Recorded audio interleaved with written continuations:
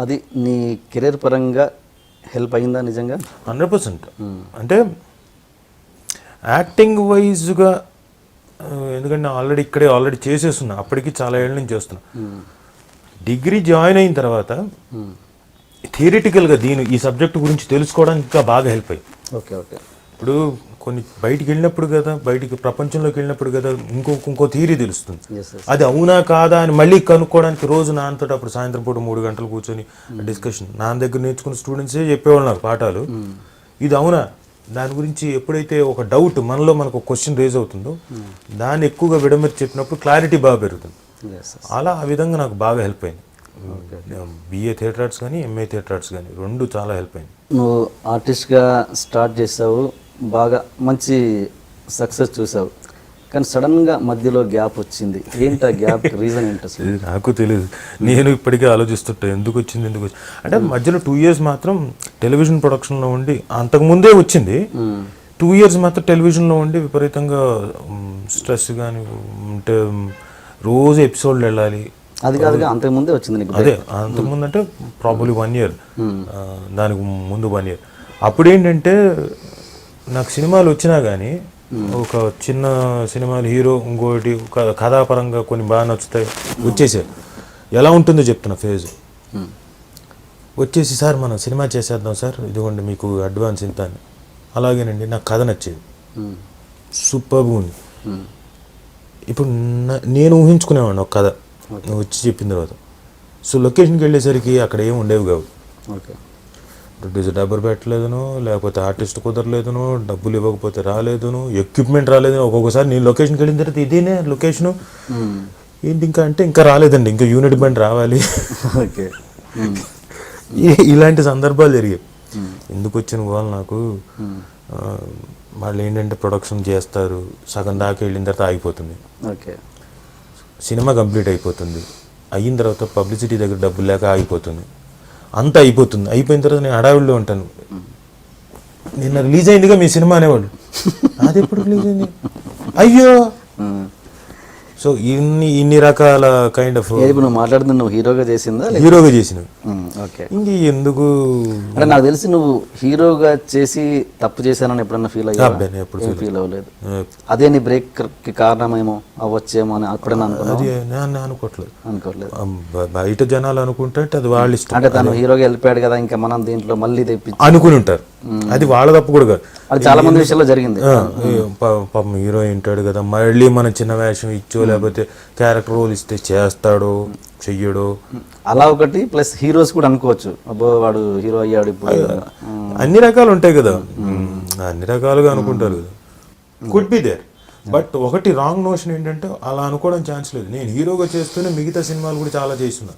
Okay, ఇప్పుడు film bye Arvind నేను hero అవ్వాలనుకోలేదు. అది ఈవెంచువల్ ఏమైందంటే కథ అంతా ఆ అరవింద్ క్యారెక్టర్ చుట్టూ ఉంది కాబట్టి సినిమా తీసేటప్పుడు కానీ తీసిన తర్వాత కానీ పబ్లిసిటీలో కానీ రాజీవ్ హీరో అని ఎక్కడ చెప్పలేదు. రిషి, మోనో చోప్రా, రాజీవ్ అనేవాడు. అల్టిమేట్గా పర్ఫార్మెన్స్ మొత్తం అంతా ఇటువైపు ఉంది కాబట్టి రాజీవ్ కనకాల హీరో అని చెప్పేసి అంటే పాత్రికేయులు మిత్రులు వీళ్ళంతా చూసిన వాళ్ళతో రాజీవ్ సినిమా అనడంతో రాజీవ్ కనకాల హీరో అయ్యాడు. ఆ తర్వాత ఇంకా వరుస పెట్టి మిగతా సినిమాలు అన్నీ చేస్తున్నాను. ఇవి చేస్తూ ఉండగానే మిగతా బయట సినిమాలు పెద్ద పెద్ద హీరోలతో కూడా చేస్తున్నాను. నేను హీరోగా చేస్తున్నప్పుడే కళ్యాణ్ రామ్తో చేశాను, నేను హీరోగా చేస్తున్నప్పుడు. లేకపోతే ఇంతమంది హీరోలతో ఎలా చేస్తాను, నేను అందరితో చేసిన. అయితే వాళ్ళకు ఇప్పుడు ఒక్కొక్కరికి ఒక్కొక్క విజన్ ఉంటుంది. అంటే ఈ క్యారెక్టర్ సరిపోతాడు, ఈ క్యారెక్టర్ సరిపోడు, ఈ టైంలో బిజీగా ఉన్నాడు, దొరకడు. ఇలాంటి రాంగ్ నోషన్స్, వాళ్ళ ఇష్టం వచ్చిన నోషన్స్ ఇష్టం వచ్చినట్టు వాళ్ళు అనుకో. నువ్వు హీరోగా నువ్వు సెలెక్ట్ చేసుకున్న సబ్జెక్ట్స్ కూడా కరెక్ట్ కావేమో అని నేను ఫీల్ అయ్యాను. అంటే నీ ఒపీనియన్ ఏంటి దాని మీద? తప్పులేదు, ఎందుకంటే అది ఎవరిష్టం. యాక్చువల్గా నేను సెలెక్ట్ చేసుకున్న సినిమాలన్నీ చాలా మంచి సినిమా, మంచి సబ్జెక్ట్స్, చాలా మంచి సబ్జెక్ట్. ఎక్కడ తేడా కొట్టింది అంటే చెప్తున్నా కదా. ఇప్పుడు ఒకటి నేను సెలెక్ట్ చేసుకున్నది దాని ఎగ్జిక్యూషన్ లెవెల్లోకి వచ్చేసరికి ప్రాబ్లం ఉంటుంది. పాయింట్గా మాత్రం నేను ఎన్నుకున్నది ఎప్పుడు ఏది ఫైర్ అవ్వదు. ఎప్పుడైతే నేను వింటున్నానో ఎమోషనల్గా కనెక్ట్ అయ్యి దాంట్లో ఉంటేనే యాక్సెప్ట్ చేశాను. ఫిలిం బాయ్ అరవింద్ టోటల్గా అసలు ఆ సినిమా సెట్స్ మీదకి రాకముందు డైరెక్టర్ వచ్చి రాజీవ్ గారు నేను ఇలా అనుకున్నాను ఒక సబ్జెక్ట్ అని చెప్పి ఓకే సార్. అది ఒక పెద్ద నిర్మాత చేతిలోకి వెళ్ళింది, పేర్లు చెప్పను ఓకే, ఎందుకంటే పద్ధతి కాదు. పెద్ద కంపెనీ చేతిలోకి వాళ్ళకి డౌటు, ఎందుకంటే రెగ్యులర్ ఫార్మాట్లో చేస్తున్నారు కదా, కమర్షియల్ సినిమా, హీరో హీరోయిన్, ఓ ఫైటు, 4 సాంగ్స్ ఒక ఫార్మాట్లో ఉంది. ఇతను వచ్చి చెప్పేది ఏదో గమ్మత్తుగా చెప్తున్నాడు, ఇది ఏంటమ్మా ఎలా, ఆల్రెడీ ఆ పర్టికులర్ నిర్మాత ఆ డైరెక్టర్తో చేసిన వాళ్ళు, వాళ్ళకి నమ్మకం కుదరలేదు. నా దగ్గరికి వచ్చి నేను నమ్మాను, ఏమ్మా నీకు నచ్చిందన్న, నాకు చాలా బాగా నచ్చిందండి అన్న, అయిపోయింది. తర్వాత ఒక 6 నెలలు మళ్ళీ దాని గురించి ఊసలేదు. ఇంకొక ప్రొడ్యూసర్ దగ్గరికి ఇదే సబ్జెక్ట్, మళ్ళీ ఆ డైరెక్టర్ ఇంకోటి దగ్గరికి, అప్పుడు కూడా ఓకే, ఇదిగో రేపు స్టార్ట్ అవుతుంది అనుకున్నాను. మళ్ళీ ఇంకొక 6 నెలలు దాని ప్రస్తావం లేదు, మళ్ళీ స్టార్ట్ అవ్వలేదు. ఫైనల్గా లేదు సార్, లేదు ఈసారి గ్యారంటీ, ఒక గట్టి వ్యక్తి దొరికాడు, ఫైనల్గా స్టార్ట్ అయింది. It paid of. 100 days ఆడింది దానికి, దాంట్లో ఎవరు లేరు.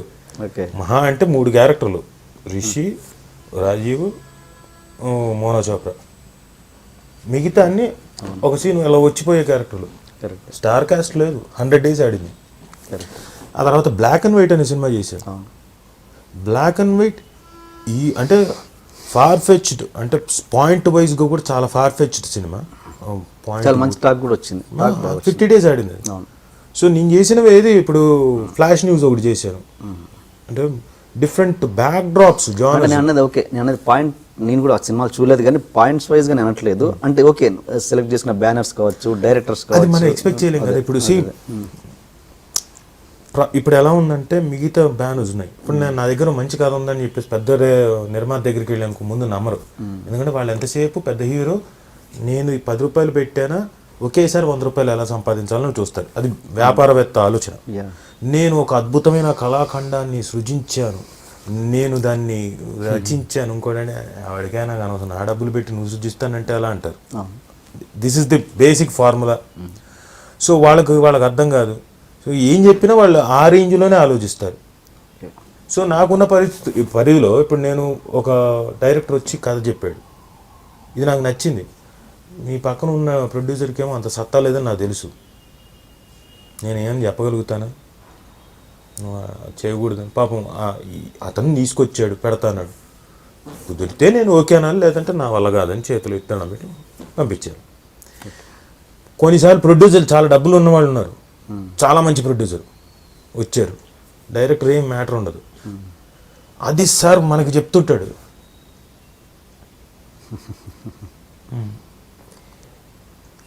నాకు తెలుస్తుంది అతను డబ్బులు బాగా పెడతాడు ఇంకోటని, ఇతను తీసుకొచ్చాడు, నేను ఇతనికి ఏమి విషయం లేదండి అన్నాను అనుకోండి, నేను కష్టపడి నేను ఇన్ని సంవత్సరాలు తిరిగి నా జీవితాన్ని ఎత్తుక్కుంటూ నేను తీసుకెళ్తే అతను చెడగొట్టాడు, గ్యారంటీ అనుకుంటారు లేదా, నాకెందుకు వచ్చిన బాబు అని ఒప్పుకోలేదు.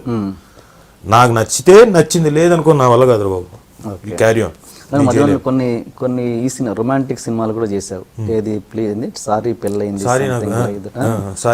అలాంటి ప్లీజ్ నాకు పెళ్ళైంది, ప్లీజ్ నాకు పెళ్ళైంది, అలాంటివి నువ్వు మనస్ఫూర్తిగానే చేసావా? డెఫినెట్గా నేను చేసిందంతా మనస్ఫూర్తిగానే.